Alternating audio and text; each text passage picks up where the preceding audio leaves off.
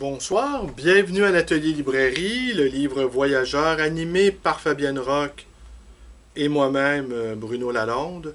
Nous sommes à Montréal le 20 juillet 2022 pour l'instant et dans très peu de temps, nous serons le 21 juillet. Alors, ça a été une journée très occupée aujourd'hui. Les journées, très curieusement, juillet, c'est pas le mois le plus occupé de l'année au niveau achalandage, mais faut croire que ce mois-ci, eh bien, il est différent.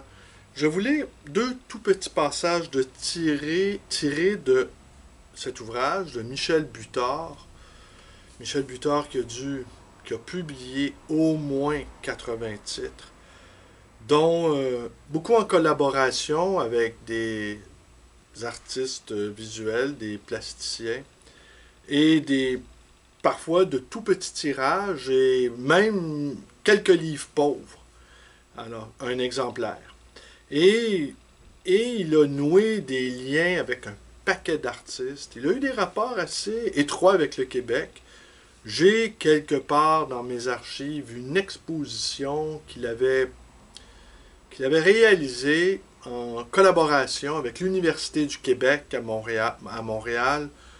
Et il y avait une édition, oui, une exposition, et de ça, on avait tiré un catalogue.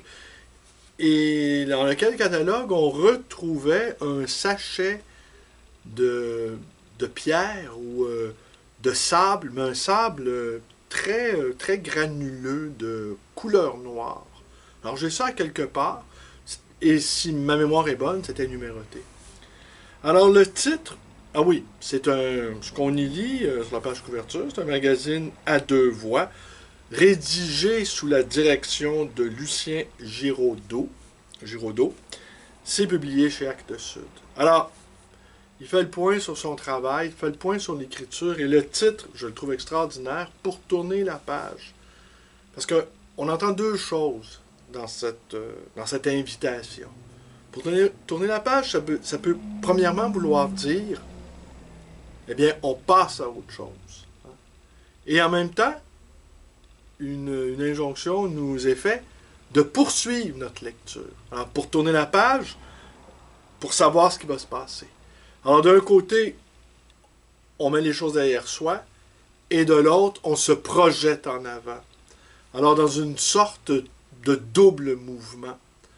Et ce double mouvement est au cœur, en fait, du travail de Michel Butor, car dans ce double mouvement-là, on retrouve évidemment les textes, on retrouve évidemment son écriture, mais on retrouve également la figure du lecteur, qui est centrale dans le travail de Michel Butor.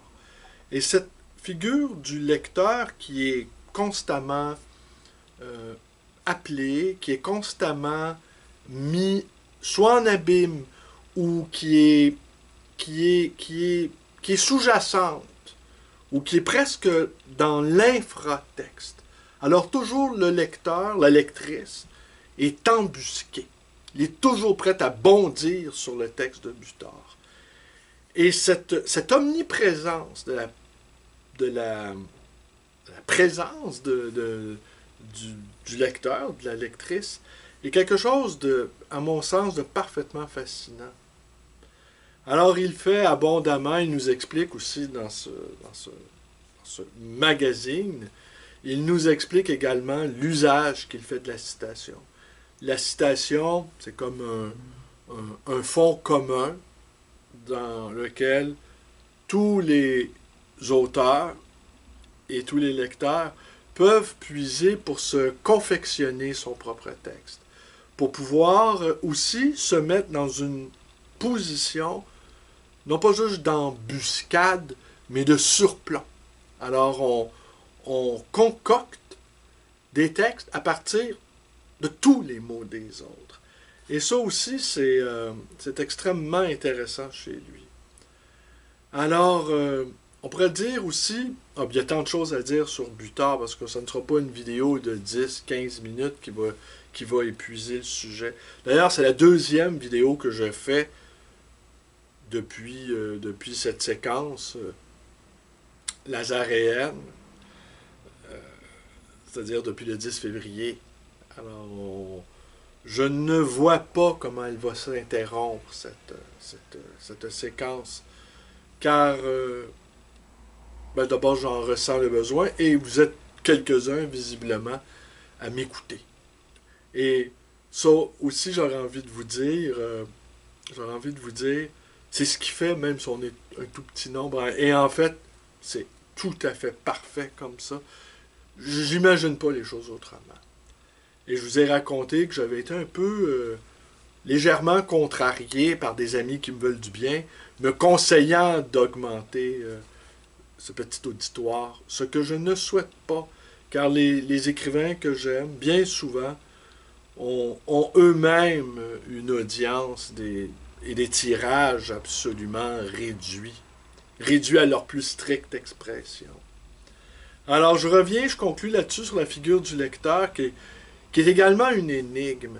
Qu'est-ce qui pousse quelqu'un à organiser sa vie autour de ses lectures? Quels sont les choix qu'il fait? Quelle part d'inconscient, de subconscient est à l'œuvre dans nos choix de livres? Pourquoi tel auteur va avoir notre aval? Pourquoi tel auteur aussi, d'emblée, parfois presque va aura un effet répulsif sur nous?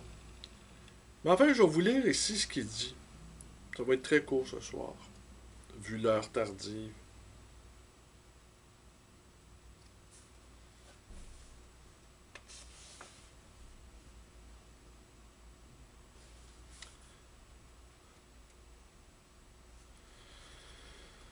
Mais lorsque on l'interroge, mais lorsque vous travaillez avec cette conscience du discontinu, vous amenez les gens à se confronter avec ce qu'ils n'ont pas compris.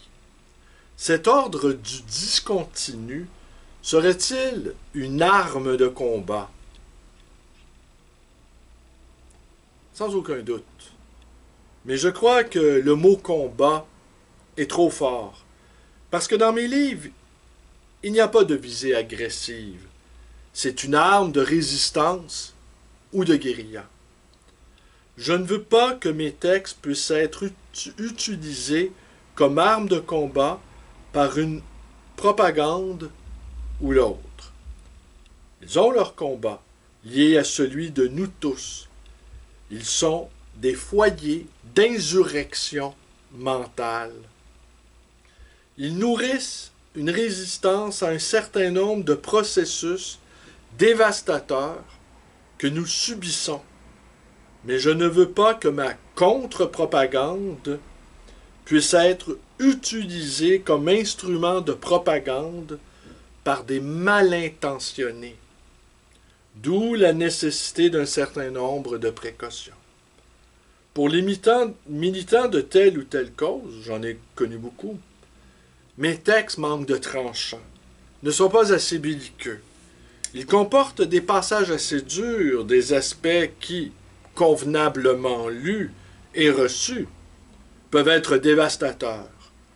Mais je ne veux pas qu'on le voie trop vite. Je préfère que les gens puissent entrer en douceur, qu'ils soient pris dans ce bon piège. L'étude des essais de Montaigne m'a beaucoup servi à cet égard. Montaigne vous a aidé à prendre conscience qu'un livre pouvait être dangereux et qu'il fallait que vous vous protégiez. Je savais déjà que les livres étaient dangereux. Je le savais depuis le début. Certains livres sont dangereux pour certains aspects de la société et les instances conservatrices de celle-ci s'efforcent d'éliminer ces gêneurs. Parfois, ces livres mettent même leur auteur en danger. Comme j'avais envie d'un peu d'aventure, je voulais faire des livres un peu dangereux et qui risquaient de me mettre en danger. Il fallait pour cela des raisons sérieuses et prendre toutes les précautions. Lisant Montaigne, j'ai vu comment il avait senti ce problème et étudié comment il s'était arrangé pour se protéger. Il a écrit son livre comme un labyrinthe à l'intérieur duquel les gens mal intentionnés ne seraient plus capables de retrouver leur chemin, et donc n'auraient plus qu'à en ressortir au plus vite s'ils le pouvaient. De toute façon, ils ne sortaient jamais complètement indemnes. En revanche, les bons lecteurs pouvaient se promener indéfiniment dans ce labyrinthe en communication avec le labyrinthe du monde. Un des aspects essentiels de vos ouvrages, c'est qu'ils semblent tous posséder un dispositif propre qui en propose un mode d'emploi en même temps qu'il confère au lecteur le statut d'un écrivain potentiel. Effectivement, j'essaie de raconter l'histoire du texte à l'intérieur de celui-ci, comment j'en suis venu à l'écrire. Je raconte cet itinéraire même dans des textes critiques. Il y a dans mes livres un mode d'emploi incorporé qui n'est jamais d'ailleurs qu'une proposition, car je veux aussi que le lecteur trouve lui-même la meilleure façon de se servir de ce livre-là. J'insiste toujours sur son activité. Pour d'autres écrivains, cette activité du lecteur peut rester inconsciente, complètement obscurcie par l'habitude. Comme je dérange un peu les habitudes, le lecteur est invité à prendre conscience de son rôle dans mes textes, mais aussi dans les autres. Il se rend compte que s'il y a bien une activité dans la lecture de nombreux textes, ce n'est pas vraiment la sienne. C'est une activité très commune et inconsciente qui est sollicitée, une façon conventionnelle d'agir sans agir. Quand il utilise mes textes et ceux d'un certain nombre d'autres écrivains, il prend conscience d'une activité propre. C'est lui qui agit. Et par là, il se révèle à lui-même comme écrivain. Car tout le monde est écrivain. Mais les bons écrivains écrivent pour les autres, pour être lus par les autres. Mais ils écrivent aussi ce que les autres devraient écrire et qu'ils ne peuvent pas à cause de leur travail, de leur famille, de la maladie, etc. Ce que les autres voudraient écrire. Une lecture active réveille la volonté d'écriture exploratoire en chacun de nous. C'est assez extraordinaire. Ici, un peu en avant, il fait l'éloge de la lecture sous la forme de zapping, c'est-à-dire aller picorer ici et là, aller prendre ce qui nous semble bon, sans trop de réflexion. Il nous invite à bondir d'une page à l'autre, d'un sujet à l'autre. Il donne l'exemple de ces jeunes... le livre a été quand même publié, attendez, je vais vous donner la date, a été quand même en 97. Mais en 97,